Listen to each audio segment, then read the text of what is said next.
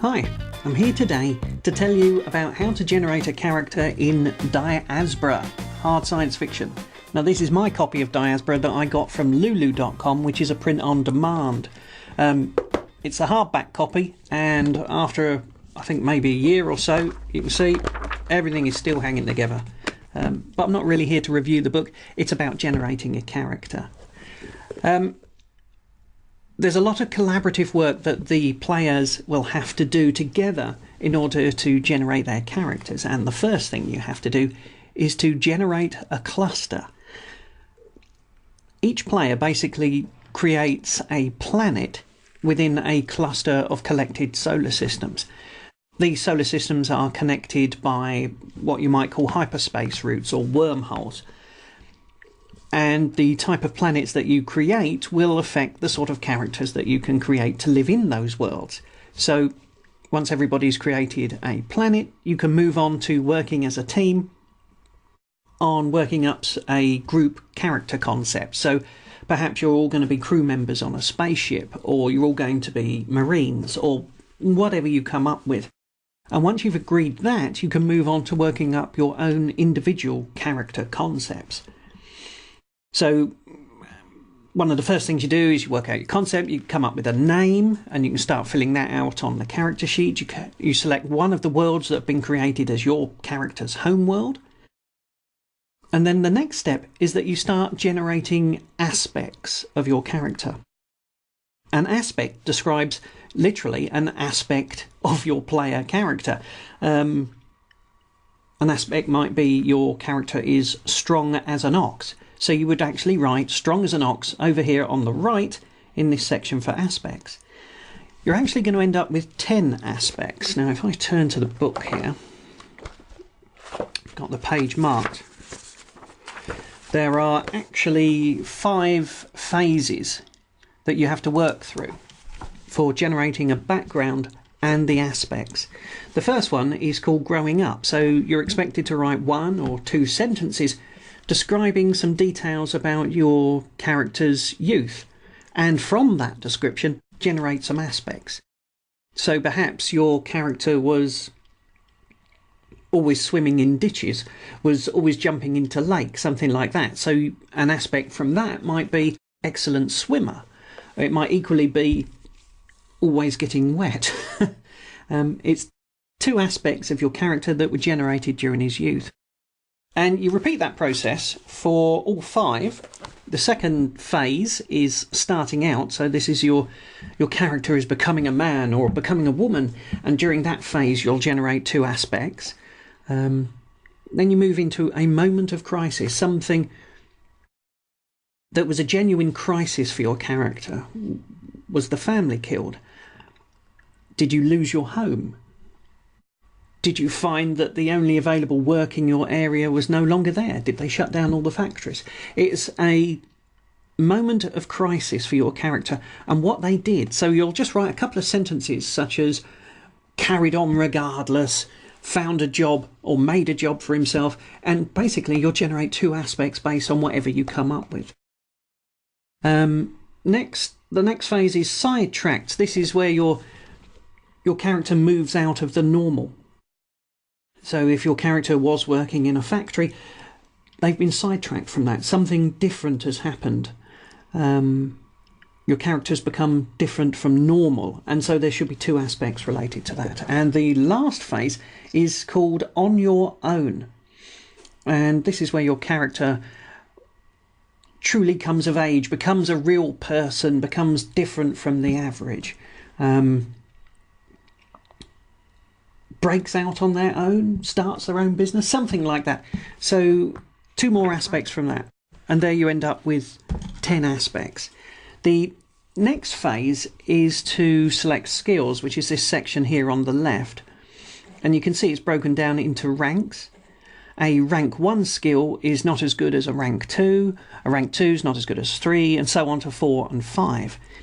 And you can see here that you've only got 1 rank 5 skill, so that is what you are best at. So perhaps if you're a military sniper, your top rank skill could be sniper. Down the bottom here, you could have anything that you're mildly good at. So perhaps you're a writer on the side or something. Now the book itself, let's have a look here. Oh, I think I've passed it, but it does. Oh, here we go. We've got lists, pretty usual sort of fare for role-playing games, in that they list some skills and give you descriptions of what they mean. But don't limit yourself to this. You can have a career doing anything. So if your career is tanning leather, that's not a skill that's listed in this book, but it could be a skill that your character gains. So it's what's appropriate for your character, for your idea, what you need to come up with. But obviously you need to agree that with everyone else at the table, including the games master, to make sure that it's an applicable and reasonable skill to have. Once you've assigned all your skills at the various levels, you've got 3 stunts to select. Stunts, I've got a little list here. Stunts come in some categories, and some are described in the book as with skills, but you're not limited to that. You need to come up with an idea, discuss it with the rest of the group, discuss it with the GM, and decide if you're going to allow that to be in your game. But the main categories of stunts, the first one is military grade. So suppose you've already selected a handgun skill. You could have a stunt that improves that up to military grade. So you're going to be even better at it. You're going to be able to use military grade weapons, that sort of thing. The second type of stunt is have a thing. So perhaps you've got an ancient artifact that's been handed down in your family. Perhaps you own a spaceship. It's something you have, something that belongs to your character. You're going to get bonuses when using that, or because you've got it. Diaspora itself is a very narrative-based game, so you'll be trying to bring in your stunts, your skills, and your aspects whenever your character's trying to do anything. You'll try and relate the story or what your character does or how they do it to any of these things that you've written down on your character sheet. The next option is a skill substitution. So basically, you've got a stunt or a ability whereby you can repurpose an existing skill. So perhaps you've got accounting. Programming accounting systems as a skill is pretty obscure. But you could have a stunt that allows you to manipulate that skill and use it for computer hacking. Basically, you're substituting or extending the reach of an existing skill. The next type of stunt that you can have is perhaps more physical. You'll see over here on the right, you've got 3 stress tracks, one for health, composure, and one for wealth. You could have a stunt whereby you inherited gazillions, and that will give you extra spaces on this stress track. So rather than being limited to the basic 3, you could have 5 perhaps. Or you could have one that means perhaps you were injected with something a bit like Spider-Man and you're extremely healthy and hard to kill. Then you could extend your health track, stress track there.